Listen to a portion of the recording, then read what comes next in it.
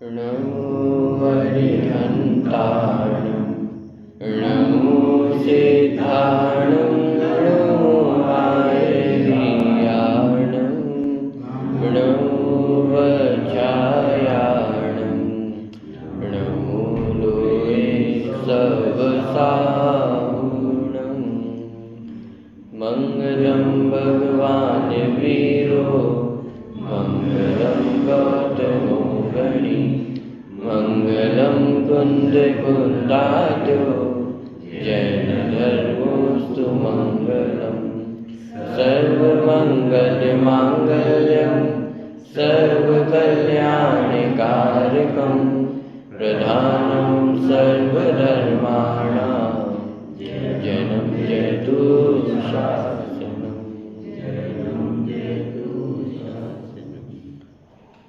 नमः श्रीवर्धमानाय निर्दुःखनिरात्मने सालोकानां त्रिलोकानां यज्ञविद्यादर्पणाय। चलिए, आज कौन से धर्म की चर्चा हमें करनी है? उत्तम संयम धर्म की चर्चा आज हमें करनी है। संयम माने इंग्लिश में कहें तो कंट्रोल करना, संयमित करना, सीमित करना। किसको कंट्रोल करना है? इंद्रियों को कंट्रोल करना है, मन को कंट्रोल करना है कि इंद्रिय और मन के माध्यम से भटकने वाला जो हमारा ज्ञान है, हमारे कंट्रोल में क्या है? विचार करो द्रव्य गुण पर्याय से। मैं कौन हूँ? जीव द्रव्य। मुझ में कौन सा गुण है? ज्ञान गुण है। तो ज्ञान गुण की पर्यायों को ही तो कंट्रोल किया जाएगा। इंद्रियां क्या हैं? पुद्गल द्रव्य। तो इंद्रियां पुद्गल द्रव्य हैं, पुद्गल द्रव्य के गुण है, उनका परिणमन है। एक द्रव्य दूसरे द्रव्य का, ये बेसिक प्रिंसिपल है, ये बेसिक सिद्धांत हैं। आप कोई भी परिभाषा बोलो, कुछ भी बोलो, आप एक द्रव्य गुण पर्याय से घटित करके देखिए उसको। यदि आपके इन पैरामीटर्स पे खड़े उतर जाती हैं तो परिभाषा सही है, और इन पैरामीटर्स पे खड़ी नहीं उतरती है तो ये कुछ विचार करने योग्य तो अभी शेष है। यद्यपि जिनवाणी में इंद्रियों को संयमित करना, मन को संयमित करना, उसे भी संयम धर्म कहा गया है, लेकिन यदि थोड़ा सा सूक्ष्मता से विचार किया जाए तो इंद्रिय और मन के माध्यम से जो हमारा ज्ञान बाहर भटकता है, वास्तव में तो उसको सीमित करके, हमारे कंट्रोल में ला करके वापस कहाँ लाना है? कि अपने भीतर ही उसको, अपने स्वभाव के ऊपर ही उसको लाना है। उसका नाम उत्तम संयम धर्म है। संयम धर्म के साथ लगा जो उत्तम शब्द है वो सम्यक दर्शन का सूचक है। और जब हम संयम धर्म की चर्चा करते हैं तब इस सम्यक दर्शन का महत्व और भी थोड़ा अधिक बढ़ जाता है। वीर सिंह स्वामी ने धवला में लिखा कि सम्यक दर्शन के बिना संयम धर्म प्रकट नहीं हो सकता है। संयम वही है जो सम्यक दर्शन का अविनाभावी है। थोड़ा सा टेक्निकल टर्म अविनाभावी समझने में बहुत आसान। अविनाभावी माने क्या? जिसके बिना जो ना हो। आ मतलब नहीं, बिना मतलब नहीं, दो नेगेटिव हो गए। तो जिसके बिना जो ना हो, भावी माने होना, तो जिसके बिना जो ना हो उसका नाम अविनाभावी। माने क्या? सरल भाषा में, जैसे आपको धुआं दिख रहा है तो धुआं देखकर आप तुरंत क्या पहचान जाओगे? कि यहीं बैठे बैठे आपको बाहर खिड़की से धुआं दिखने लग गया। अग्नि दिख रही है क्या? अग्नि नहीं दिख रही है, लेकिन धुआं दिख रहा है, इसका मतलब कि अग्नि निश्चित रूप से वहां होगी ही होगी। क्यों? क्योंकि धुएं का संबंध अग्नि के साथ कैसा है? अविनाभावी। माने जिसके बिना अग्नि का होना संभव, धुएं का होना संभव नहीं। माने अग्नि के बिना धुएं का होना संभव नहीं है। धुआं दिख गया, इसका मतलब अग्नि है ही, उल्टा घटित नहीं होगा। माने जहाँ अग्नि होगी वहाँ धुआं हो ही हो, ऐसा जरूरी नहीं। निर्धूम अग्नि भी होती है, बिना धुएं की भी अग्नि होती है, लेकिन जहाँ धुआं होगा वहाँ अग्नि होगी ही होगी। ऐसे ही क्या कहा कि जो संयम वही है जो सम्यक दर्शन का अविनाभावी हो। कहने का तात्पर्य क्या कि जहाँ संयम धर्म होगा वहाँ सम्यक दर्शन होगा ही होगा, लेकिन सम्यक दर्शन होने पर संयम हो ही जाए इसकी गारंटी नहीं है। क्यों? चर्चा अपन उसकी करेंगे, लेकिन समझने के लिए कि सर्वार्थ सिद्धि के देव हैं, सम्यक दर्शन है या नहीं है। कितने ही देव हैं, 16 स्वर्गों की भी देव हैं तो उनको भी सम्यक दर्शन है। ऊपर जो माने सर्वार्थ सिद्धि आदि देव हैं उनको तो सम्यक दर्शन है ही, लेकिन संयम कितना है? रंच मात्र भी संयम नहीं है। माने सम्यक दर्शन के होने पर भी संयम धर्म हो ही जाए ये जरूरी नहीं। हाँ, ये निश्चित है कि आगामी काल में निश्चित रूप से जो सम्यक दर्शन को प्राप्त हुआ है आगे चल करके संयम धर्म को प्राप्त होगा ही होगा। भले ही उस भव में ना हो, अगले भव में होगा, आगामी भव में होगा, लेकिन सम्यक दर्शन के साथ संयम का अविनाभाव संबंध नहीं, लेकिन संयम का सम्यक दर्शन के साथ, माने जहाँ जहाँ संयम होगा वहाँ सम्यक दर्शन होगा ही होगा। माने बिना सम्यक दर्शन के संयम हो जाए ये होता ही नहीं है। पॉइंट पकड़ में आ रहा है? तो जब अपन उत्तम संयम धर्म कहते हैं तो वैसे तो हम सभी धर्मों के संबंध में ये समझ कर आ रहे हैं कि सम्यक दर्शन पूर्वक जो आत्मा की चारित्र गुण की निर्मल पर्याय है उनका नाम ही ये सभी धर्म है, चाहे क्षमा कहें, मार्दव कहें, आर्जव कहें। लेकिन संयम धर्म में उसकी प्रासंगिकता और भी स्पष्ट हो जाती है, क्योंकि अन्य दशाओं में जैसे नरक है, नरक में भी सम्यक दर्शन हो जाता है लेकिन संयम वहाँ भी नहीं है। देव पर्याय में सम्यक दर्शन हो जाता है लेकिन संयम वहाँ भी नहीं है। तिर्यंच गति में भी सम्यक दर्शन हो जाता है लेकिन सकल संयम, पांचवा गुण सा अनुवृत्त हो जाता है। देश संयम तो फिर भी हो जाता है लेकिन सकल संयम तो तिर्यंच गति में भी नहीं है। एकमात्र मनुष्य गति ऐसी गति है जिसमें सकल संयम प्राप्त हो सकता है। इसलिए पूजन की पंक्तियों में क्या लिखा? संयम रत्न संभाल, संयम धर्म को रत्न कहा है। और क्या कहा है कि इस रत्न को संभाल के रखो। क्यों?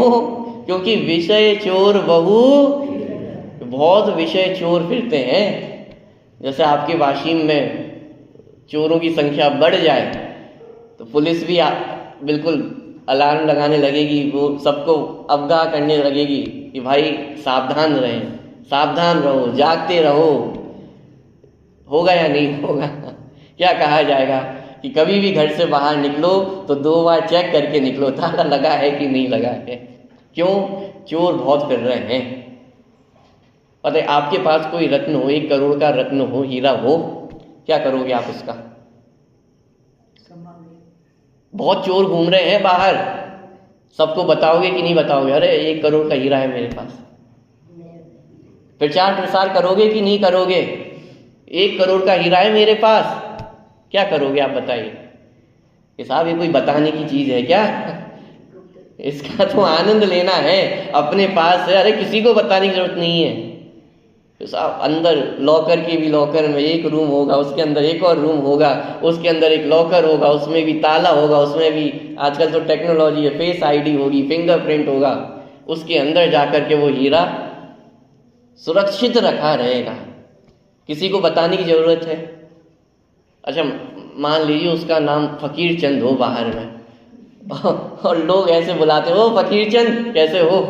अरे फकीर चंद इधर आना, बोलो उसे कितना बुरा लगेगा।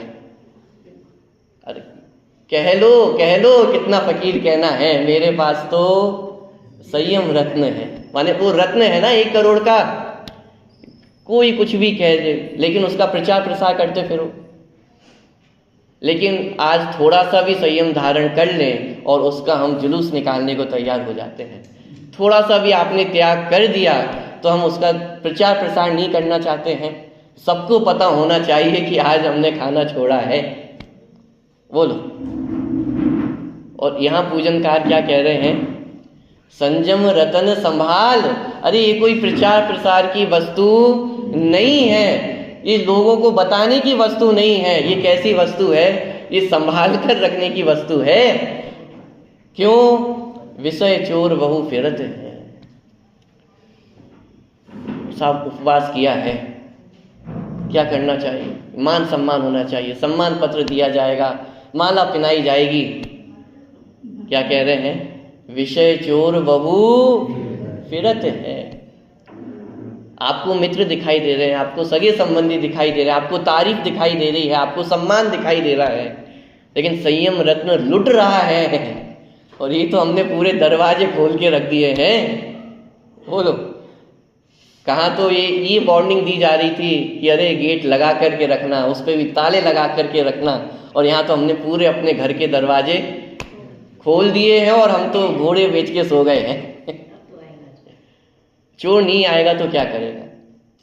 ऐसे ही संयम रतन संभाल, विषय चोर बहु फिरत है। विषय रूपी, पंचेंद्रिय के विषय रूपी चोर बहुत फिरते हैं। जहां सावधानी हटी वहां दुर्घटना घटी, निश्चित है घटना ही है।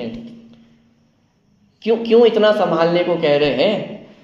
अभी हमें कीमत नहीं आ रही है, लेकिन आप विचार करके देखिए, अरे 3 गतियों में तो संयम धारण करने की सुविधा ही नहीं है।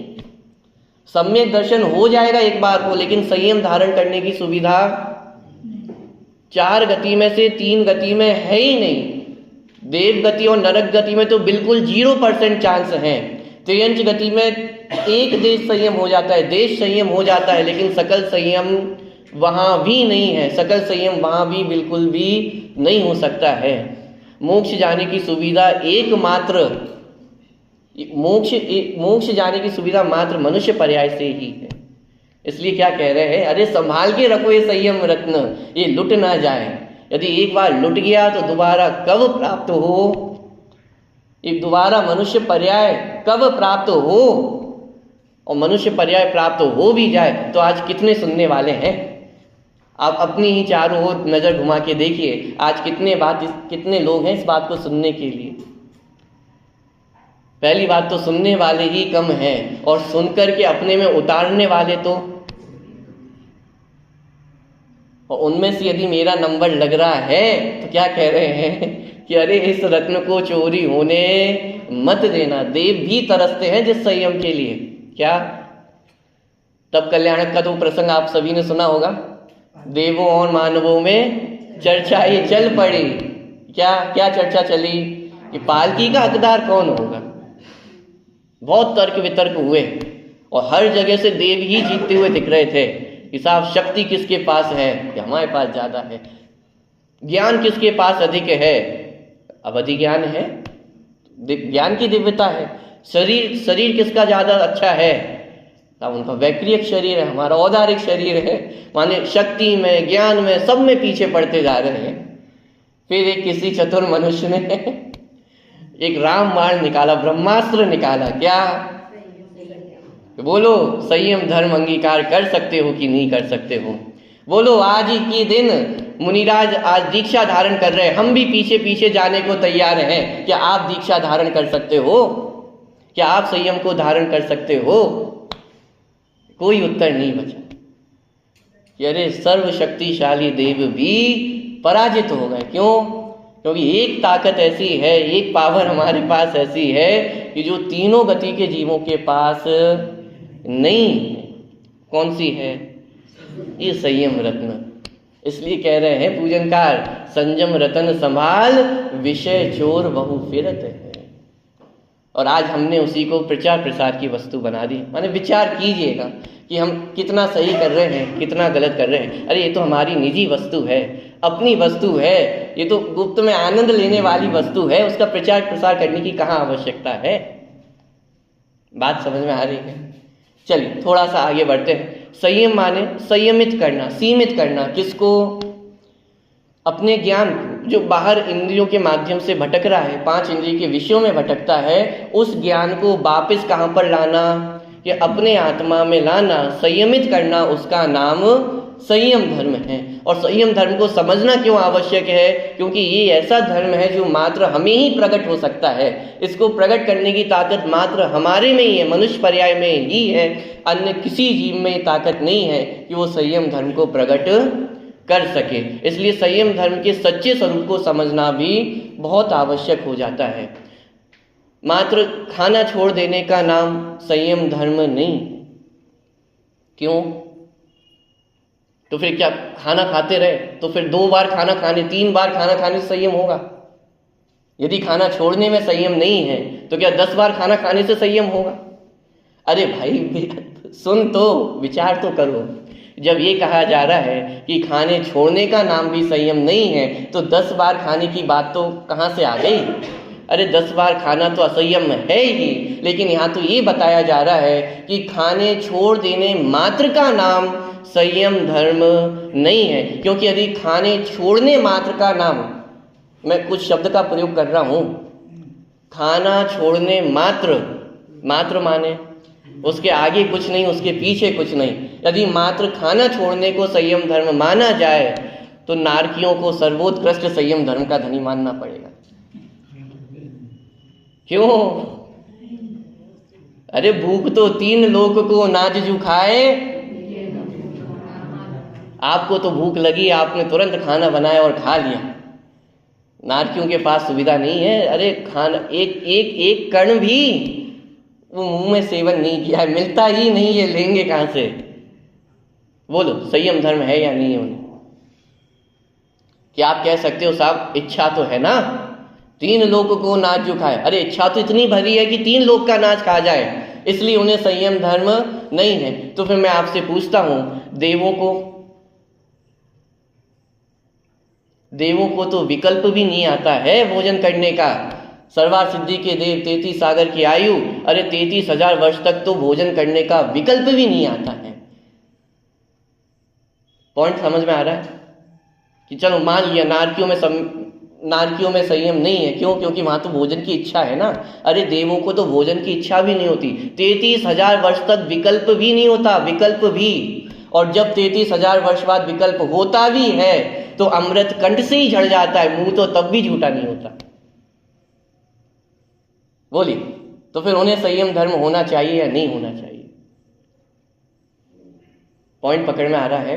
भोजन तो उन्होंने भी नहीं किया और भूख लगी हुई तो कंठ से ही अमृत झड़ गया, मुंह तो उनका भी झूठा नहीं हुआ। तो फिर उन्हें संयम धर्म होना चाहिए या नहीं होना चाहिए?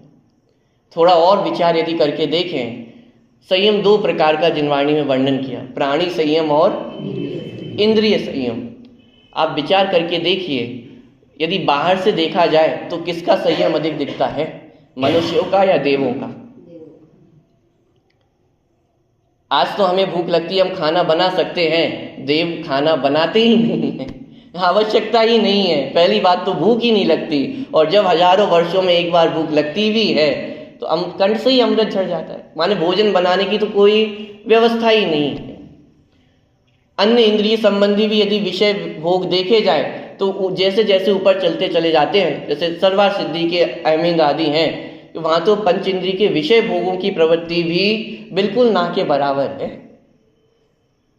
अरे बाहर के विषय भोगों में तो उलझते ही नहीं है, पंच कल्याणों को तक में आने का उनका विकल्प नहीं होता। शुक्ल लेश्या उनको निरंतर चल रही है। इतना होने पर भी संयम धर्म कितना है, आप विचार करके देखो। अच्छा, देवों के माध्यम से कितनी हिंसा होती होगी? आपको पता है देवों का शरीर अप्रतिघाती होता है। माने क्या कि उनके शरीर के माध्यम से जीव टकरा भी जाए, मान लो उनके पैर के नीचे आ भी जाए तो भी हिंसा को प्राप्त नहीं होता। लेकिन इतना होने पर भी उन्हें संयम धर्म नहीं है। मैं आपसे पूछता हूं कि मुनिराजों के जीवन में संयम धर्म है या नहीं है? है, लेकिन क्या उनसे हिंसा नहीं होती है? थोड़ा क्वेश्चन कठिन हो सकता है, लेकिन एक सामान्य सी बात मैं आपसे पूछ रहा हूं। जैसे इतने डिस्टेंस पे किताब रखी है, कभी आप पढ़ते लिखते हैं? इतने डिस्टेंस पे किताब रखी है तो भी उसमें यदि कोई कीड़ा हो तो हमारी आंखों से ओझल हो जाता है कि नहीं हो जाता? कितनी बार आपने किताबें खोल के देखा होगा, उसमें कोई कीड़ा मरा हुआ निकल जाता है, एकदम बारीक छोटा सा कीड़ा वो किताबों में से निकल जाता है। क्यों? ये इतने पास है ना, उसके बाद भी हिंसा हो जाती है कि नहीं हो जाती है? मैं आपसे पूछता हूं, जब मुनिराज विहार करते होंगे तो उनकी आंखों का डिस्टेंस जमीन से कितना होगा?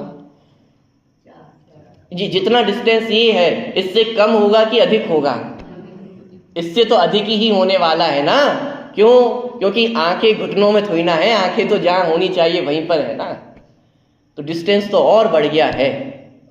और जब विहार करते होंगे तो जो सूक्ष्म जीव है वो पैरों के नीचे कदाचित आते होंगे, नहीं आते होंगे? मैं आपसे पूछता हूँ, कितना ही बारीकी से जमीन देखकर चल लें तो भी जीव आते होंगे या नहीं आते होंगे? कभी कभी हमारे साथ ही होता है, हम बहुत देख देख के चल रहे होते हैं, जीव नहीं होता है, लेकिन जैसे ही पैर रखने वाले होते हैं और वैसे ही एक जीव आ जाता है। क्या करोगे आप? तो मुनिराज भी तो है तो मनुष्य ही ना। जैसी हमारी आंखें हैं वैसी तो उनकी आंखें हैं, जितना हमें दिखता है उतना ही तो उन्हें भी दिखता है। भले ही वो बहुत सूक्ष्म विवेक पूर्वक चलते हैं, कितना भी विवेक करके चल लें, कितनी भी समिति पूर्वक चल लें, लेकिन आंखों की तो अपनी कमजोरी है ना, आंखों की तो अपनी लिमिटेशन है ना, इंद्रियों का तो अपना लिमिटेशन है।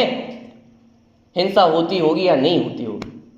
हिंसा माने एक बाहर में जीवों की हिंसा होती होगी या नहीं होती होगी? जीवों का घात होता होगा या नहीं? ओहो, मुनिराजों के द्वारा भी प्राणियों का घात होने पर भी उनको सकल संयम है, महासंयम के धारी हैं, और देवों के द्वारा 33 सागर तक एक जीव का भी घात नहीं होता है, लेकिन संयम धर्म के धारी नहीं। ये कैसा अद्भुत संयम धर्म है। देव भोजन नहीं करते हैं, लेकिन मुनिराजों को आहार का विकल्प तो आता है ना। 5वें गुणस्थान वर्ती भी होगा तो भोजन तो बनाएगा ही ना। अरे भोजन बनाएगा ही नहीं, भोजन के लिए व्यापार भी करेगा, नौकरी भी करेगा, सब कुछ करेगा ना। बिना इसके थोड़ी ना भोजन मिल जाएगा। तो व्यापार में हिंसा नहीं होगी, भोजन बनाने में हिंसा नहीं होगी, लेकिन 5वें गुणस्थान में भी देश संयम प्रकट हो जाता है। अरे लेकिन देवों को देश संयम भी प्रकट नहीं होता, जबकि वहां तो ना अग्नि का काम है, ना व्यापार करना है, ना कुछ करना है। ये कैसा संयम धर्म होगा? पॉइंट पकड़ में आ रहा है? एक्चुअल में देखा जाए तो संयम धर्म का संबंध शरीर के साथ है ही नहीं। यहां तक कि भोजन की क्रिया के त्याग का नाम तो संयम धर्म है ही नहीं, लेकिन भोजन के विकल्प के त्याग का नाम भी संयम धर्म। क्या क्या पॉइंट समझ में आ रहा? भोजन की क्रिया के त्याग का नाम तो संयम धर्म है ही नहीं, लेकिन भोजन के विकल्प के त्याग का नाम भी संयम धर्म नहीं है, क्योंकि देवों को भोजन का विकल्प भी नहीं होता है, लेकिन वहां पे संयम धर्म नहीं है। इसका मतलब जिस संयम धर्म की चर्चा हम 10 लक्षण पर्व में करते हैं, वो खाने पीने के, खाने और छोड़ने दोनों से ही कोई ऊपर वस्तु है। उस संयम धर्म को मात्र खाने पीने तक सीमित नहीं किया जा सकता है, ये उससे कोई और बढ़ के वस्तु है। अरे संयम वो वस्तु है जो साक्षात मोक्ष का कारण है। तो जो साक्षात मोक्ष का कारण हो उसको मात्र खाने पीने तक सीमित कर देना, ये वास्तव में संयम धर्म के सच्चे स्वरूप को हमने नहीं समझा है। बात ख्याल में आ रही है? संयम धर्म माने क्या? संयम धर्म ये आत्मा की पर्याय, ये आत्मा का धर्म है, ये आत्मा में उत्पन्न होने वाली पर्याय है।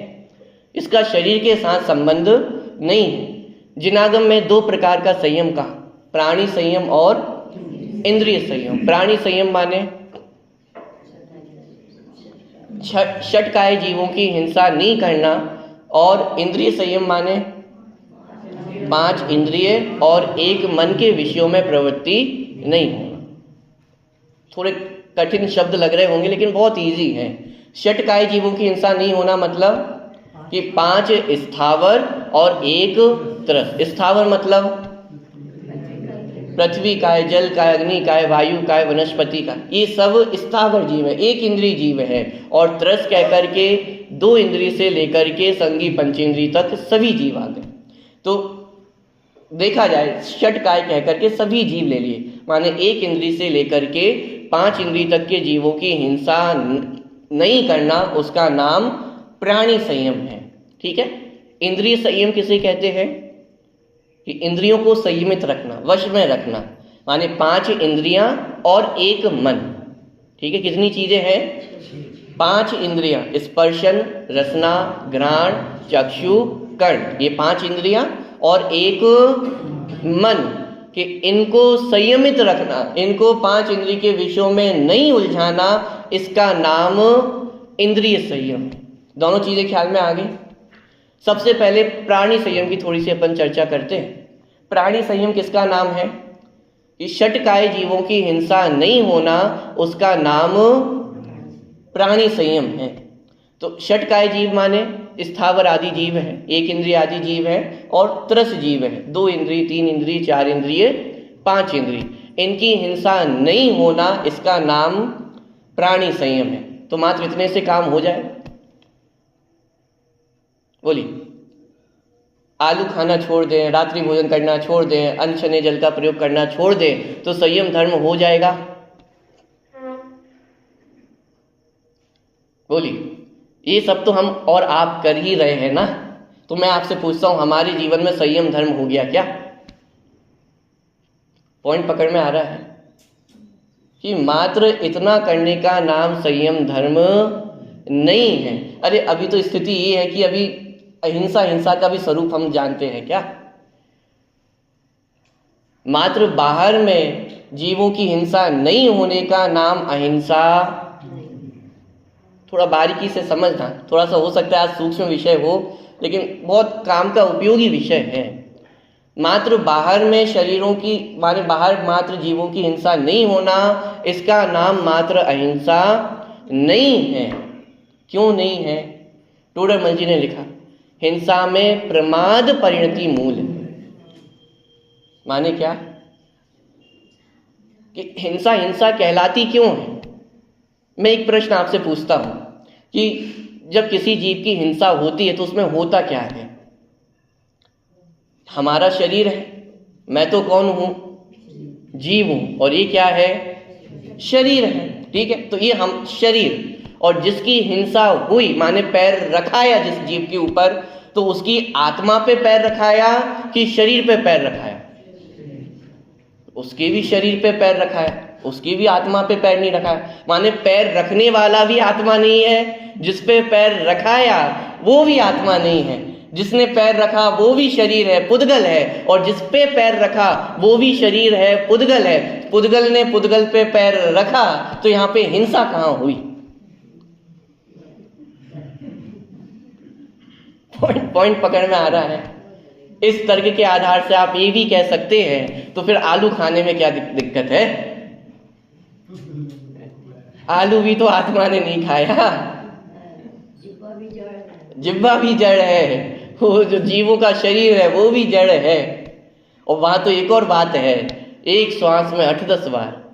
अरे जब तक आप आलू को मुंह तक लेके आओगे, वहां तो 18 बार जन्म मरण ऑटोमेटिक हो गया है।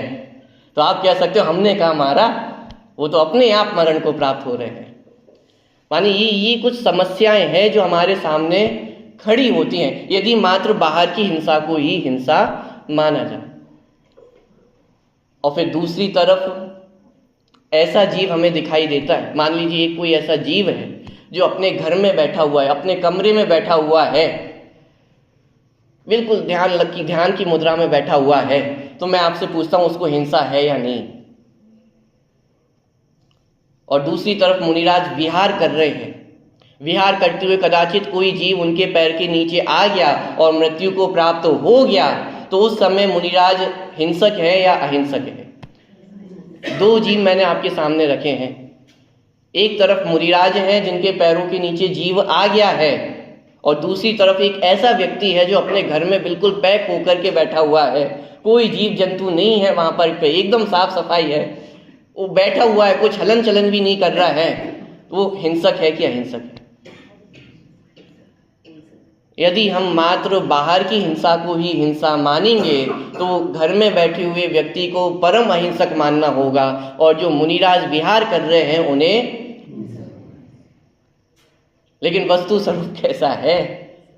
कि अरे मुनिराज महाव्रत के धारी, अहिंसा महाव्रत के धारी हैं। वो जिस समय जीव उनके पैरों के नीचे आ गया है उस समय भी उनके अहिंसा महाव्रत में कोई कमी नहीं है। और जो व्यक्ति हाथ जोड़ करके बिल्कुल कोई हलन चलन नहीं है, कोई क्रिया नहीं है, कुछ नहीं कर रहा है, लेकिन वो महाहिंसक है, ये एक ऐसा हिंसा का पाठ है कि अरे हिंसा अहिंसा का संबंध शरीर से है ही नहीं ना। बोलिए, माने आपके पैरों से चींटी मर गई तो नरक कौन जाएगा? शरीर जाएगा कि आप जाओगे? अरे सिंपल सा प्रश्न पूछ रहा हूं। प्रश्न का तात्पर्य इतना है कि पाप करोगे, हिंसा करोगे तो नरक कौन जाएगा? शरीर जाएगा या जीव जाएगा? पॉइंट पकड़ में आ रहा है? हिंसा तो किसने की? शरीर ने की। अरे आत्मा ने तो छुआ ही नहीं, लेकिन सजा किसको मिल रही है? आत्मा को मिल रही है। इसका मतलब हिंसा कोई वो चीज है जिसमें अपराध आत्मा का है, जिसमें गलती आत्मा की है, मात्र शरीर की गलती नहीं। अरे शरीर की गलती का विचार तो तब हो जब उसमें ज्ञान हो, उसमें तो ज्ञान ही नहीं है, तो गलती करना नहीं करना उसकी तो बात ही नहीं है। माने हिंसा अहिंसा की शुरुआत वो कहाँ से हो रही है? वो आत्मा से हो रही है। माने आत्मा कोई ऐसी गलती कर रहा है जिसके कारण उसे हिंसा का दोष लगता है, जिसके कारण जब जीव घात को प्राप्त होता है तो ये कहा जाता है कि आत्मा हिंसक हो गया, और वो उस गलती का नाम है प्रमाद। हिंसा में प्रमाद परिणति मूल है। माने क्या कि यदि प्रमाद है और आपके द्वारा एक जीव का भी घात नहीं हो रहा है तो भी हिंसा का दोष है, और यदि प्रमाद नहीं है तो आप विचार करके देखिएगा,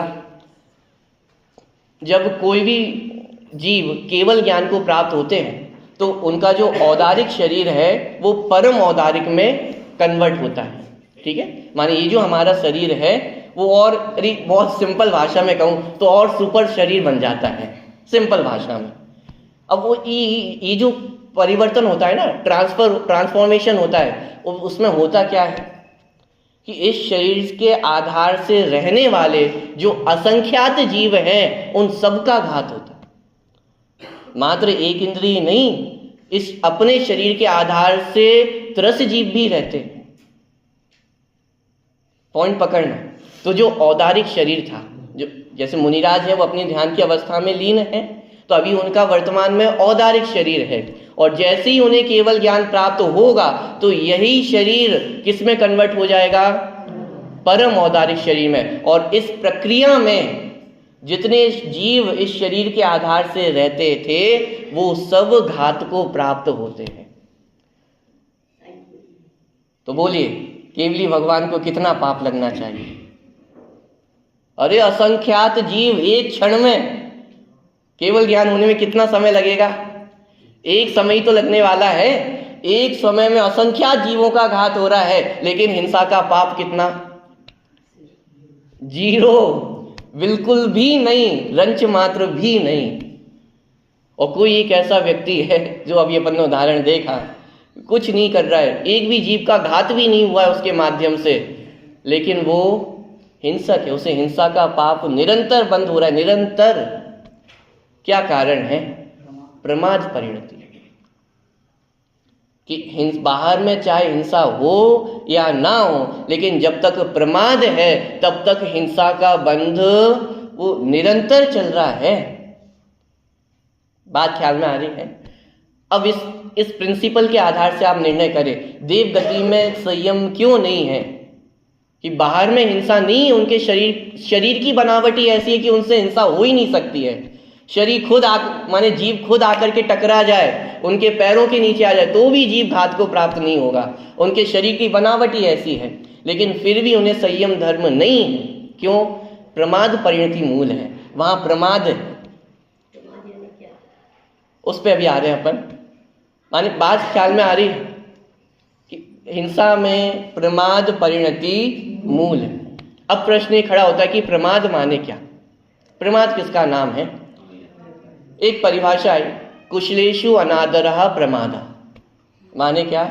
कुशल का अनादर ही प्रमाद है। कुशल माने क्या?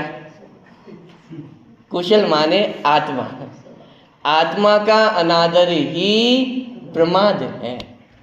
माने जैसे अपन लौकिक व्यवहार में पूछते सब कुशल मंगल है कि नहीं है, पूछते हैं क्या नहीं पूछते हैं? ये सब कुशल मंगल से है कि नहीं है? कुशलता मतलब क्या? अरे वास्तविक कुशलता तो यहाँ है। वास्तविक कुशलता माने आत्म स्वास्थ्य कैसा है, ठीक है कि नहीं है। कुशलता माने आत्मा, और आत्मा का अनादर यही प्रमाद।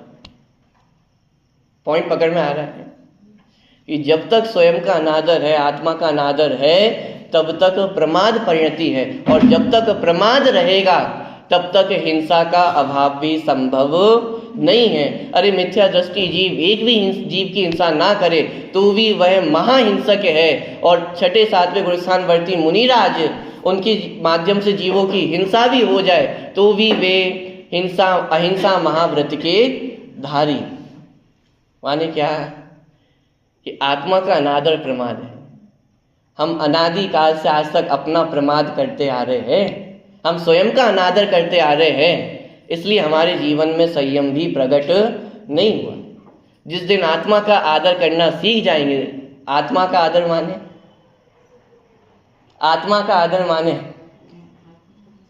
कि कोई होंगे आत्मा चंद, उनका आदर करना है। अरे आत्मा माने मैं, कि जिस दिन हम अपनी कीमत करना समझ जाएंगे, थोड़ा सा सरल शब्द कर दूं, आदर माने कीमत करना। अरे अभी हमने अपनी कीमत ही नहीं की है, इसलिए भव भव की ठोकरें हमें खानी पड़ रही है। लौकिक में भी होता है कि जो अपनी कीमत ना करे, जैसे भिक्षा मांगता रहे, याचना करता रहे, तो उसकी कोई कीमत करता है? क्या कहते हैं? अरे थोड़ा तो आत्मसम्मान होना चाहिए ना। अरे जो लौकिक में भी अपनी सम्मान नहीं करता है, अपनी कीमत नहीं करता है, तो दुनिया भी उसकी कीमत नहीं करती है। यहाँ तो हमने अपनी अनादि काल से कीमत नहीं की है, और हम चाहते क्या है कि लोग हमें पूजा करें, लोग हमें पूछें।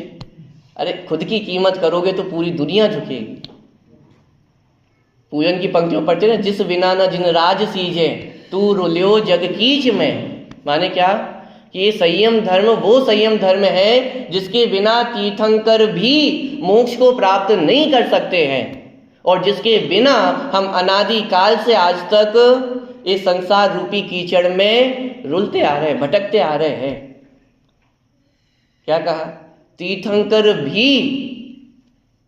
साहब तीर्थंकर तो बहुत पुण्यशाली जीव है, उनसे पुण्यशाली जीव तो इस जगत में और कोई भी नहीं है, तो वो तो बिना संयम के चले जाते होंगे। अरे संयम की आवश्यकता तो हम जैसे सामान्य मनुष्यों को होगी। क्या कहा? जिस बिना न जिन राज सीझे। सीझे माने, सीझना माने क्या? पकना। जैसे चावल होता है, चावल बनाते हैं, सीझ गया माने क्या? पक गया। ऐसे ही जिस बिना न जिन राज सीझे माने क्या? कि जब तक ये संसार दशा में है तब तक कच्ची दशा है, तब तक पकी दशा नहीं है, तब तक मोक्ष दशा नहीं है। अरे भले ही तीर्थंकर सा भी पुण्य का उदय क्यों ना हो, तीर्थंकर ही क्यों ना हो, लेकिन तीर्थंकर को भी संयम अंगीकार करना ही होता है। बिना संयम के तो तीर्थंकर भी मोक्ष को प्राप्त नहीं कर सकते हैं। आदिनाथ भगवान ने संयम धारण किया कि नहीं किया? 2400 तीर्थंकरों ने संयम अंगीकार किया कि नहीं किया? कि अरे उसके बिना तो तीर्थंकर भी नहीं सीख सकते हैं। हम क्या चाहते हैं? जिस बिना रुलो जग कीच में। ये संयम रत्न को प्राप्त नहीं किया, यही हमारे दुख का कारण है। हमने अपने आप पे संयम नहीं धारण किया, हमने अपने आप को सीमित नहीं किया कि जहां जैसा चाहा वैसी प्रवृत्ति की, हिंसा की, ना स्थावर जीवों का विचार किया, ना त्रस जीवों का विचार किया, हिंसा करते चले गए, पंचेंद्रिय के विषयों में उलझते चले गए, और फिर हम पूछते कि हमारा दोष क्या है, ऐसे क्या पाप किए? विचार आता है कि नहीं आता है? हमारे साथ ही क्यों होता है? ऐसी क्या हमने गलती कर दी है? किसी का तो बुरा नहीं करते, किसी के साथ कुछ नहीं करते हैं। अरे विचार करो भाई, क्या गलती की है हमने? कि स्वयं की ही कीमत नहीं की है, ये सबसे बड़ी गलती है। एक बार अपनी कीमत करता तो बाहर में संयम धर्म भी प्रकट। पॉइंट पकड़ में आ रहा है। तो प्राणी संयम माने षटकाय जीवों की हिंसा नहीं करना, लेकिन बाहर में मात्र षटकाय जीवों की हिंसा नहीं करना, इसका नाम संयम धर्म नहीं है। जब तक प्रमाद परिणति का अभाव नहीं होगा तब तक वास्तविक प्राणी संयम भी प्रकट नहीं होगा। और जिसके जीवन में प्रमाद नहीं होगा उसके जीवन में तो बाहर में अहिंसा होगी ही होगी। जिसके जीवन में प्रमाद नहीं होगा, आलस नहीं होगा, तो वो तो नीचे देख देख कर ही चलने वाला है। पानी में अनंत जीव है, उसका विचार उसको आएगा ही आएगा। आलू में अनंत काय जीव है, उसका विचार उसे आएगा ही आएगा। उसका विचार ना हो ऐसा हो गई। अरे जिसने स्वयं को जीव देखा हो वो अन्य को जीव ना देखे, ऐसा कैसे हो सकता? पॉइंट पकड़ में आ रहा है। आप कह सकते हो कि साहब आलू खाने में क्या दिक्कत है, उसमें तो जीव अपने आप मरण को प्राप्त होते हैं ना, तो उसको खाने में क्या दिक्कत है? मैं आपसे पूछता हूं, एक इंद्रिय जीव तो आंखों से दिखते भी नहीं है, सब अपनी अपनी आयु से जीते हैं, सब अपनी अपनी आयु से मरते हैं। हमने क्या किया है? मैं आपसे पूछता हूं, क्या आप अपने घर को शमशान घाट बना सकते हो? कि अरे वहां किसी को मारा नहीं जाएगा, जो मरे हुए होंगे उनको बस लाके जलाया जाएगा। बना सकते हो आप अपने घर को शमशान घाट? लेकिन आज हम अपने मुंह को, अपने पेट को तो बनाना चाह रहे हैं ना, कि अनंत जीव हमारे मुंह में प्रवेश करते हैं, पेट में जाते हैं। शमशान घाट नहीं है तो और क्या है? मुर्दा घर नहीं बन गया है तो और क्या बन गया है? जब हम अपने घर को मुर्दा घर नहीं बना सकते हैं तो हम अपने मुंह को, हम अपने पेट को क्यों मुर्दा घर बनाना चाहते हैं? ऊपर से देखने में आपको तर्क बहुत अच्छा लग सकता है कि पुद्गल से पुद्गल का ही तो स्पर्श हुआ, टच हुआ, उसमें हिंसा कहाँ हुई? एक श्वास में 8-10 बार, 18 बार जन्म मरण स्वयं से ही तो हो रहा है। जब तक हम खाने जाएंगे तब तक तो उनकी आयु 18 बार पूरी हो गई है। हमने क्या किया? अरे भाई, आलू खाने में पाप है क्यों कहा जाता है?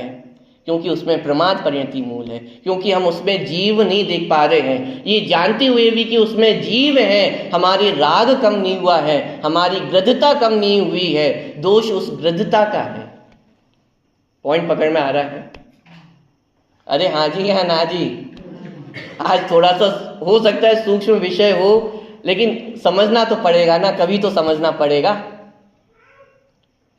कि हिंसा का संबंध मात्र बाहर की क्रियाओं से ही नहीं है, वो हिंसा का संबंध आत्म परिणामों से है। अब थोड़ा सा यदि एक स्टेप और आगे बढ़ूं, आत्म परिणामों से भी नहीं है, आत्मा के अभिप्राय से। क्या? मैं एक उदाहरण देता हूं। एक बालक था, उसने कोई शरारत कर दी, कोई गलत कार्य कर दिया, और उसकी माता है बाहर से क्रिया में डंडा लिए हुए खड़ी है और एक चांटा तो ऑलरेडी पड़ चुका है, 5 उंगलियां उस बालक के गाल पे छपी हुई हैं, दूसरे की तैयारी है। ये तो क्रिया है, माने बाहर जो शरीर की आपको आकृति दिखाई दे रही है, आंखें लाल हो रखी हैं एकदम गुस्से में, और दूसरा चांटा बस पड़ नहीं पा रहा है। ठीक है, ये तो उसकी क्रिया है। परिणाम कैसे हो रहे होंगे? मैं परिणामों की बात कर रहा हूं। अरे आप अपने अनुभव से बताइए, जिस समय बच्चों को डांटते, किसी दिन बहुत तेज क्रोध आया हो जिस दिन, उस दिन परिणाम कैसे होते हैं? नाच पीटे, नालायक। परिणाम की बात कर रहा हूं, परिणाम उस समय कैसे होंगे? क्रोध के परिणाम है या नहीं है? उस समय क्रोध के परिणाम है, और क्रिया में तो हिंसा हो ही चुकी है, एक थप्पड़ तो पड़ चुका, और इतना जोर का पड़ा है, 5 उंगली एकदम स्पष्ट प्रत्यक्ष दिख रही हैं, और परिणाम भी एकदम क्रोधमय है। लेकिन मैं आपसे अब पूछता हूं, वो माता हिंसक है या नहीं है? दृश्य आपके ख्याल में बन गया है, इमेज बन गई है? क्या दृश्य है? बोलो, माता हिंसक है या नहीं? अरे बोलिए, क्यों नहीं है? क्रिया भी हिंसा की है, परिणाम भी। मैं वजन क्यों दे रहा हूं? परिणाम भी किसके है? हिंसा के है। क्रोध है, मारने का परिणाम है। बिना मारने के परिणाम के चाटा लग सकता है? तो परिणाम तो है ना मारने का, क्रोध के परिणाम है। क्रिया भी क्रोध हिंसा की है, परिणाम भी हिंसा के हैं, लेकिन फिर भी माता हिंसक नहीं है, ऐसा कैसे? कि वो तीसरी चीज है अभिप्राय, कि बाहर में क्रिया मारने की दिख रही है, परिणाम मारने के हैं, लेकिन अभिप्राय सुधारने का। अभिप्राय में क्रोध नहीं है। अरे अभिप्राय में तो अनंत करुणा है। बोलो अब आप विचार करो हिंसा का। बाहर से हिंसा का विचार करने जाओगे तो आप कर ही नहीं सकते हो। अरे मुनिराज भी अपने संघ का संचालन करते हैं तो उन्हें भी क्रोध करना पड़ता है कदाचित। किसी मुनिराज से कोई अपराध हो जाए तो दंड देते हैं या नहीं देते हैं? तो दंड देने में क्रोध होगा या नहीं होगा? अरे क्रोध भी होता है। संघ का संचालन करना हो, डिसिप्लिन बना के रखना हो, क्रोध भी होता है, सारी चीजें होती है। दंड देना पड़े तो दंड भी देते हैं। रक्षाबंधन की कथा हम पढ़ते हैं, क्या दंड दिया? कि उसी स्थान पर जाकर के वापस खड़े हो जाओ। और ये दंड कितना खतरनाक था। बोलो आज का शिक्षक कोई ऐसा दंड दे दे तो बहिष्कार करने पहुंच जाएंगे उसके घर पे, FIR दर्ज हो जाएंगी। आप कल्पना तो करके देखो किस कीमत पे दंड था, वो प्राणों की कीमत पे दंड था। पॉइंट पकड़ में आ रहा है? वो तो आ ही गए थे ना मंत्री तलवार लेकर के, बिल्कुल गर्दन तक तलवार आ ही गई थी ना। और मैं आपसे पूछता हूं, पुराण उठा करके देखेंगे कि कहीं तो देव अचानक प्रकट हो जाते हैं और कहीं इतना सब कुछ बुरा हो जाता है, आते ही नहीं है देव। जब रामचंद्र जी सीता जी को वनवास करवा रहे थे तब कहां चले गए थे देव? जब सीता जी का अपहरण हो रहा था तब कहां चले गए थे देव? अरे वो तो मुनिराज का पुण्य का उदय था तो देव प्रकट हो गए, और नहीं होता तो क्या होता? तो यदि मान लीजिए दूसरी घटना घट जाती, वो तलवार पूरी चल जाती, उस कंडीशन में मैं आपसे पूछ रहा हूं, अकंपनाचार्य हिंसक है या अहिंसक है? पॉइंट पकड़ में आ रहा है? माने थोड़ा सा विषय हो सकता है आज का कठिन हो, लेकिन समझना तो पड़ेगा। हिंसा का संबंध ना क्रिया से है ना परिणामों से है। हिंसा का संबंध अभिप्राय से है। अरे अकंपनाचार्य के हृदय में भी अनंत करुणा है। जिस समय ये दंड दिया है उस समय भी करुणा कितनी है, उस समय भी अभिप्राय में तो भला ही है। इसलिए वे महाव्रत के धारी है, अहिंसा महाव्रत के धारी है। और कोई बाहर में माने पुचकारता हुआ दिखे कि अरे बेटा कोई नहीं, गलती हो जाती है, हमसे भी हुई थी, कोई बात नहीं बेटा। एक तरफ तो वो माता है जो थप्पड़ भी जड़ चुकी है, और एक तरफ कोई दूसरा व्यक्ति है जो बहुत प्यार कर रहा है, अरे बेटा कुछ नहीं हुआ। मैं आपसे पूछता हूँ वो हिंसक है या नहीं है? क्रिया कितनी अच्छी दिख रही है।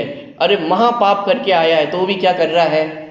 प्यार करता हुआ दिख रहा है। परिणाम भी कैसे होंगे? परिणाम भी तो अच्छे ही होंगे ना। मन में तो अच्छे ही सोच रहा है ना कि यार कोई बात नहीं, राग ही तो उमड़ रहा है। लेकिन मैं आपसे पूछता हूं अभिप्राय में महाहिंसा, उसका हित नहीं। जहां दंड देने योग्य है वहां दंड नहीं देना, ये महाहिंसा है क्या? अब ये कैसे समझ में आया? पॉइंट पकड़ में आ रहा है? मात्र बाहर की हिंसा का नाम हिंसा नहीं है। ना हिंसा है ना संयम है। अरे संयम तो वो अनमोल रत्न है जो साक्षात मोक्ष का कारण है। तो वो मात्र शरीर की परिणति तक सीमित हो जाए, ऐसा कैसे हो सकता है? पॉइंट पकड़ में आ रहा है? पुनः प्राणी संयम माने 6 काय जीवों की हिंसा नहीं होना, उसका नाम प्राणी संयम है। अरे काय से तो होना ही नहीं, परिणामों में तो हिंसा होना ही नहीं, लेकिन अभिप्राय में भी वो प्राणियों की हिंसा का अभिप्राय नहीं होना, उसका नाम वास्तव में प्राणी संयम है। और ऐसा प्राणी संयम किनके जीवन में होता है? कि वो हमारे मुनि भगवंतों के जीवन में होता है जिसका नाम सकल संयम है, और 5वें गुण स्थान में उसी का नाम देश संयम। क्यों? कि वहां पे संपूर्ण पापों का त्याग नहीं है, लेकिन एक देश अंशों में उसका त्याग है। तो ऐसा एक देश संयम वो 5वें गुण स्थान में भी होता है। और यदि इस संयम का उत्कृष्ट रूप कोई है तो हमारे सिद्ध भगवान। पॉइंट पकड़ में आ रहा है? ये हुआ प्राणी संयम। थोड़ी सी चर्चा अपन इंद्रिय संयम के संबंध में भी कर लेते हैं। जैसे प्राणी संयम के संबंध में हमारी बहुत सारी भ्रांतियां थी, ऐसे ही इंद्रिय संयम के संबंध में भी बहुत सारी भ्रांतियां हैं। भ्रांति तो दूर की बात है, अभी तो वो कुछ हमें अच्छा सा लगता है। माने क्या? इंद्रिय संयम किसका नाम है? कि 5 इंद्रिय और मन को वश में करना। माने जो 5 इंद्रिय मन के माध्यम से हमारा ज्ञान बाहर भटकता है, उसको वापस अपने सीमित कर लेना, इसका नाम इंद्रिय संयम है। लेकिन मैं आपसे पूछता हूं, हम में से कितने लोग इस इंद्रिय संयम को चाहते हैं? अभी तो उल्टा है। उल्टा है माने क्या? जैसे इंद्रियां हैं, तो इंद्रियों के माध्यम से 2 कार्य होते हैं। क्या? एक कार्य तो आप सभी को पता है, जानना। 5 इंद्रियों के माध्यम से हम जानते हैं। स्पर्श इंद्रिय के माध्यम से स्पर्श का ज्ञान, चक्षु इंद्रिय के माध्यम से हम देख पाते हैं। माने एक तो कार्य हुआ जानने का, और एक कार्य हुआ उन भोगों को भोगने का। माने भोजन है, बनाया, खा लिया, तो क्या किया? विषय सेवन किया। तो 2 कार्य हो गए, भोजन को जानने का और भोजन को भोगने का। मैं आपसे पूछता हूं, इन दोनों ही कार्यों में से आप कौन से कार्य को छोड़ना चाहते हो? प्रश्न ख्याल में आ रहा है? भोजन को जानना और भोजन का सेवन करना, इन दोनों में से हम कौन से कार्य को छोड़ना चाहते हैं? छोड़ना तो दूर की बात, अभी तो उल्टा हमें ये अच्छा लगता है कि साहब जितना अच्छे से अच्छा भोजन जानने में आए उतना बढ़िया है, और जितना अच्छे से अच्छा भोजन सेवन करने में आए उतना बढ़िया है। छोड़ने की बात तो बहुत दूर की है, अभी तो हमें ये अच्छे लगते हैं और इसमें वृद्धि करना चाहते हैं। दिन रात उसी के तो उपाय कर रहे हैं हम कि उसमें वृद्धि हो जाए, रुपए पैसों में वृद्धि हो जाए। रुपए पैसे बढ़ेंगे तो विषय भोग बढ़ेंगे, विषय भोग बढ़ेंगे तो ज्यादा से ज्यादा भोगूंगा। तो जहां अभी हमारी वृत्ति ही अभी इंद्रिय विषय भोगों को इकट्ठा करने की है, वहां हमें इंद्रिय संयम समझ में कैसे आएगा? इंद्रिय संयम तो इसका नाम है कि वहां से अपने उपयोग को सीमित करना, वहां से अपने उपयोग को खींचना। तो उपयोग वापस आए कब? कि जब ये पता चले कि अरे सुख वहां नहीं है, सुख तो यहां है, तब तो वो छूटेंगे। लेकिन अभी तो समस्या ये है कि अभी तो हमें वहीं अच्छा लगता है। इंद्रिय ज्ञान और इंद्रिय भोग, ये दोनों वास्तव में कैसे हैं? छोड़ने योग्य हैं। पंक्तियां पढ़ते हम, मैं कैसा हूं? ज्ञानानंद स्वभावी हूं। पंक्तियां पढ़ते हम, ज्ञानानंद स्वभावी हूं। अरे ज्ञान और आनंद दोनों कहां पर है? यहां पर है। लेकिन हमने कहां मान रखा है? ज्ञान भी 5 इंद्रियों में मान रखा है और आनंद भी 5 इंद्रिय के विषय भोगों में मान रखा है। तो फिर ये इंद्रिय संयम प्रकट कैसे होगा? पॉइंट पकड़ में आ रहा है कि इंद्रिय संयम किसका नाम है? तो फिर क्या चाहते हो आप? कि 5 इंद्रियों से लड़ने भिड़ने पहुंच जाए? अब 5 इंद्रियां तो मिल ही गई है ना, क्या करें हम? कि कैसे जीते? चक्षु इंद्रिय को जीतना है तो क्या करें? आंखें फोड़ लूं मैं अपनी तो जीत जाऊंगा चक्षु इंद्रिय को? क्या करना है? कि अरे 5 इंद्रियों से लड़ना नहीं है, 5 इंद्रियों को जीतने का मतलब है कि उन पे ध्यान ही नहीं देना। ये मतलब क्या? जैसे आप कभी जाते हो स्टेशन पे, थोड़े बड़े बड़े स्टेशन होते हैं, तो वहां पे कुली बिल्कुल तैयार ही बैठते रहते हैं कि जैसे ही आप ट्रेन से उतरे, उन्होंने थोड़ा भी सामान देखा और 4-5 बैग है, तो तुरंत आपके सामने 10-15 कुली आकर के इकट्ठे हो जाएंगे। अब उनको जीतने का उपाय क्या है? क्या उपाय है? लड़ने भिड़ने बैठ जाओ आप उनसे, वाद विवाद करने बैठ जाओ। क्या क्या उपाय है? मैं आपसे पूछ रहा हूं। आप जितनी चर्चा वार्ता करोगे, जितनी बात करोगे, वो उतना पीछे आपके पड़ते रहेंगे। वो आखिरी दम तक आपको मनाने की कोशिश करते रहेंगे कि साहब सीढ़ियाँ बहुत ज़्यादा हैं, मैं उठा दूंगा, अरे रुपए ज़्यादा नहीं है, मैं उठा दूंगा, कुछ ना कुछ वो बोलते ही रहेंगे। उपाय क्या है उनको जीतने का? अरे उनकी तरफ ध्यान नहीं देना, बस यही उनको जीतने का उपाय है। ऐसे ही 5 इंद्रियों को जीतने का उपाय क्या है कि 5 इंद्रियों की तरफ ध्यान नहीं देना, 5 इंद्रियों के माध्यम से जो ज्ञान बाहर जाता है उसको अपने भीतर समेट लेना, बस यही उपाय है 5 इंद्रियों को जीतने का। कि साहब आप 5 इंद्रियों को जीतने की बात कर रहे हो, लेकिन एक बात बताओ, सम्यक दर्शन किसे होता है? एक इंद्रिय वाले को सम्यक दर्शन होता है? नहीं होता। 2 इंद्रिय वालों को, 3 इंद्रिय वालों को, 4 इंद्रिय वालों को, किसको होता है सम्यक दर्शन? इस संगी पंच इंद्रिय जीवों को सम्यक दर्शन होता है। तो इसका मतलब सम्यक दर्शन में सहायक ये 5 इंद्रियां हैं या नहीं? भाई सिंपल सा तर्क है ना। सम्यक दर्शन किसको होगा कि 1 से लेकर के 4 इंद्रिय वालों को सम्यक दर्शन नहीं होता। सम्यक दर्शन मात्र संगी पंचेंद्रिय जीवों को ही होता है। तो सम्यक दर्शन प्रकट करने में सहायता किसने की? 5 इंद्रियों ने की या नहीं की? प्रश्न ख्याल में आ गया?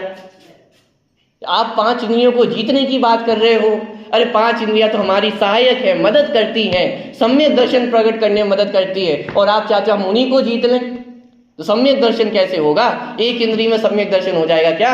5 इंद्रियां चाहिए ना। अरे भाई, जहां जिनागम में 5 इंद्रिय व्यक्ति को सम्यक दर्शन होता है, ये बात कही है, वो इस अपेक्षा से कही है कि जितना ज्ञान 5 इंद्रिय के पास है उतने ज्ञान की आवश्यकता है। 5 इंद्रियों से सम्यक दर्शन नहीं हो रहा है, पॉइंट समझना।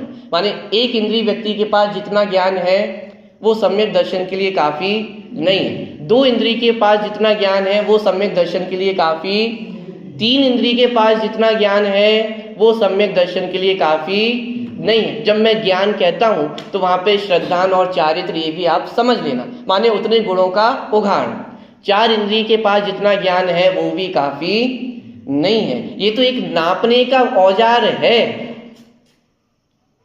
कि अरे 5 इंद्रिय के पास जितना ज्ञान होता है कि उतना ज्ञान, उतना श्रद्धान वो सम्यक दर्शन के लिए आवश्यक है। नापने का बर्तन है, वो सम्यक दर्शन में सहायक नहीं है। अरे सहायक तो दूर की बात, उल्टा बाधक है।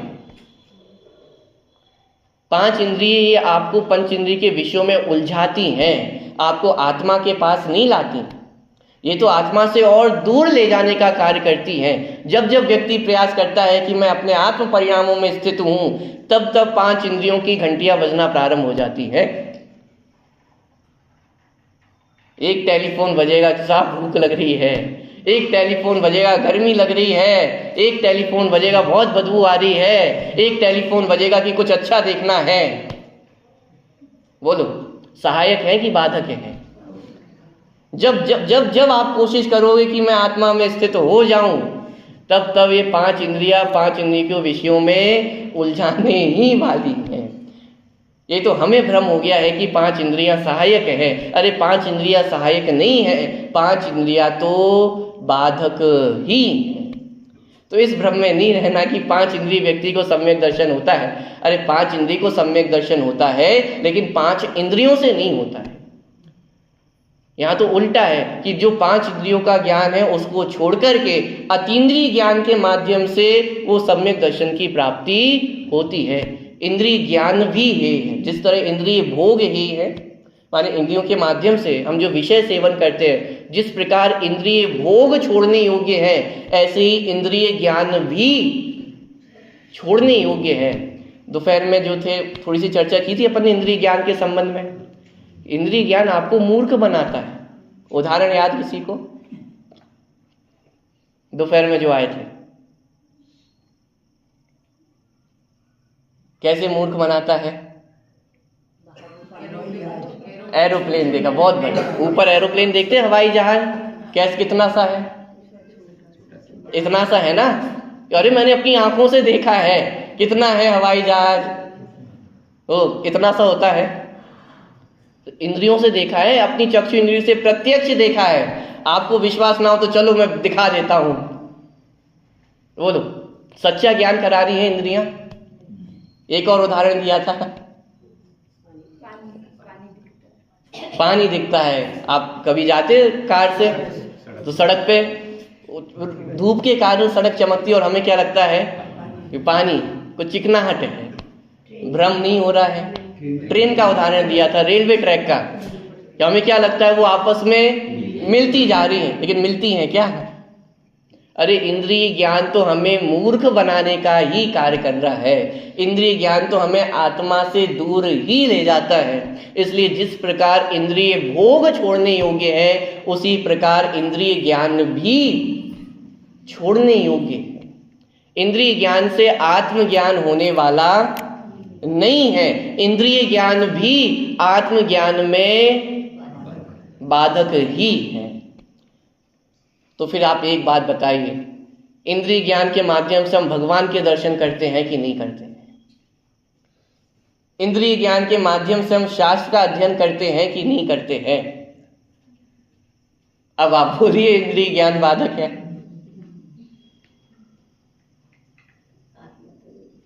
बताइए, निर्णय कीजिए, किसका ज्ञान करना है? आत्मा का ज्ञान करना है। आत्मा कैसी है? अमूर्तिक है। तो आंखों से दिख सकती है, कानों से सुनाई दे सकती है, स्पर्शन से छुआ जा सकता है, लेकिन इंद्रिय ज्ञान से तो सिर्फ यही चीजें विषय बनती है ना। कितना विषय कर सकता है इंद्रिय ज्ञान? स्पर्शन इंद्रिय से आप हल्का भारी, रूखा चिकना, कड़ा नरम, ठंडा गरम, इन्हीं का तो ज्ञान कर सकते हो। चक्षु इंद्रिय से रंग ही तो देख सकते हो। घ्राण इंद्रिय से सूंघ ही तो सकते हो, कर्ण इंद्रिय से सुन ही तो सकते हो, लेकिन आत्मा में तो एक भी क्वालिटी नहीं है ऐसी। तो फिर कैसे देखोगे? पॉइंट पकड़ में आ रहा है? तो फिर साहब, लेकिन जिनवाणी में तो वर्णन है ना, कि जिनवाणी में वर्णन है, उसे भी संयम धर्म कहा गया है। लेकिन कब कहा गया? कि जब जीव अपने आत्मा को देखता है तो साथ में पाया जाने वाला बाहर का इंद्रिय ज्ञान वो भी संयम नाम पाता है। क्यों? क्योंकि अशुभ उपयोग से बचकर के हम शुभ उपयोग में आए तो अशुभ उपयोग से संयम को प्राप्त हुए या नहीं? पॉइंट पकड़ पा रहे? संयम शब्द का यदि सामान्य अर्थ देखा जाए तो क्या? सीमित होना, कंट्रोल में करना। तो हमने अपने उपयोग को अशुभ उपयोग में नहीं भटकने दिया, उसको शुभ उपयोग में खींचकर ले आए। इसका नाम इतना हमने सीमित किया, तो इस अपेक्षा से जिनवाणी में उसे भी संयम धर्म कहा है। लेकिन वास्तविक संयम धर्म क्या है? कि जिसके बिना ये भी संयम नहीं कहलाएगा। क्योंकि शास्त्र ज्ञान हमने अनंत बार किया है, लेकिन संयम प्रकट हुआ क्या? जिनेंद्र दर्शन, अरे जिनेंद्र दर्शन छोड़िए, साक्षात तीर्थंकर के दर्शन हमने अनंत बार किए हैं, लेकिन संयम धर्म प्रकट हुआ क्या? कि विचार करके देखो, वास्तविक संयम धर्म क्या है? किस अपेक्षा से जिनवाणी में किसे संयम धर्म कहा गया है और वो कितना है कितना नहीं है, ये सारी बातें समझनी पड़ेंगी। इससे काम नहीं चलेगा कि साहब हमें समझ में नहीं आता है, ये बहुत कठिन बातें हो जाती हैं। अरे एक बार उपयोग लगा करके तो देखो। मैं आपसे पूछता हूँ, जगत में कौन सा कार्य सरल है? भोजन बनाना सरल है? पुरुष वर्ग से पूछता हूँ मैं, सरल है भोजन बनाना? साहब एक दिन यदि जिम्मेदारी आ जाए तो पसीने छूट जाते हैं। भोजन बनाना सरल तो नहीं है, लेकिन सीखे कि नहीं सीखे? व्यापार करना सरल है कि कठिन है? ये सरल तो नहीं है ना, वो भी तो कठिन था, लेकिन किया या नहीं किया? बच्चों से पूछूं, पढ़ाई करना सरल है कि कठिन है? 12th क्लास सरल है कि कठिन है? कॉलेज सरल है कि कठिन है? मैथ्स सरल है कि कठिन है? अरे हर चीज कठिन थी, लेकिन हमने सरल कर लिया ना। क्या चीज लगी? अभ्यास ही तो लगा, थोड़ी सी हमारी मेहनत ही तो लगी। अरे जिनवाणी तो बहुत सरल है। 12th क्लास की जितनी मैथ्स कठिन है उतनी कठिन ही नहीं है। एक बार उपयोग तो लगाओ, समझ में नहीं आए ऐसा होगा ही नहीं। लेकिन दिक्कत ये है कि अभी हम उपयोग लगाने को ही तैयार नहीं है। अभी तो हमने जिनवाणी को खोल के देखा ही नहीं है और पहले ये घोषित कर दिया है कि ये तो बहुत कठिन है। अरे बहुत कठिन नहीं है, दुनिया में सबसे सरल यदि कुछ है तो वो यही है, क्योंकि जो जैसा है उसको वैसा का वैसे ही तो दिखाया जा रहा है। जीव जैसा है उसको वैसा दिखाया जा रहा है, पुद्गल जैसा है उसको वैसा दिखाया जा रहा है। कठिन तो तब होता जब जो जैसा नहीं है उसको वैसा बताया जाए। कठिनाई तो उसमें है ना, पॉइंट पकड़ में आ रहा है। यानी यदि हम अध्ययन करेंगे, थोड़ा सा भी यदि हम समय देंगे, थोड़ी सी मेहनत करेंगे तो समझ में ना आए ऐसा होगा ही। एक अंतिम पॉइंट मैं आप लेकर के बात पूरी करता हूं कि साहब संयम धर्म की हमने इतनी चर्चा की है, लेकिन साहब संयम धर्म है तो बहुत कठिन। कठिन है कि नहीं? मैं आपसे पूछता हूं, संयम धर्म कठिन है या कषाय करना कठिन है? क्या प्रश्न है? ये साहब समझ में नहीं आ रहा है प्रश्न। मैं आपसे पूछता हूं, किसी व्यक्ति को ब्लड प्रेशर की बीमारी हो और यदि वो आपके सामने गुस्सा करते हुआ दिखे तो आप क्या कहते हो? अरे शांत हो जाओ, ब्लड प्रेशर काहे को बढ़ा रहे हो, कहते हैं या नहीं कहते हैं? अरे गुस्सा करने के लिए आपको स्वस्थ होना जरूरी है, यदि स्वस्थ नहीं होगे तो कषाय नहीं कर पाओगे। क्या कह रहा हूं? हमें लगता है संयम धर्म के लिए स्वस्थ होना जरूरी है, ये साथ शरीर ही काम नहीं देता है, शरीर ही साथ नहीं देता है, कैसे संयम धर्म कर ले? अरे मैं उल्टा कहता हूं, कषाय करने के लिए स्वास्थ्य की आवश्यकता है। ब्लड प्रेशर होगा तो गुस्सा नहीं कर पाओगे। कषायों के लिए स्वास्थ्य चाहिए, संयम धर्म के लिए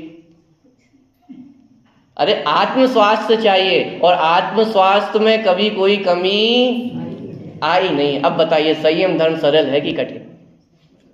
दिक्कत यह है कि अभी हमने उसको शरीर से रिलेट करके रखा है, इसलिए वो कठिन लगेगा ही। लेकिन यदि एक बार समझ में आ गया कि संयम धर्म तो मेरी चीज है, मेरा रत्न है, संयम रत्न समाल विषय चोर बहु फिरत है। चलो।